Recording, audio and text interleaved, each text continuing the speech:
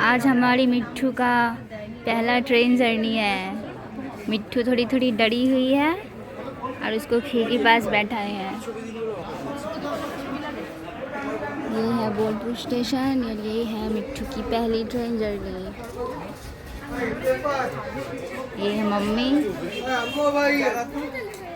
पापा पता नहीं कहाँ गए। हम मम्मी पापा और मिट्ठू जा रहे हैं ट्रेन में। टाटा। मीठू मीठू मीठू मीठू। मिट्ठू इज नर्वस। मिट्ठू बहुत ज़्यादा नर्वस है। अपनी पहली ट्रेन जर्नी है इसकी।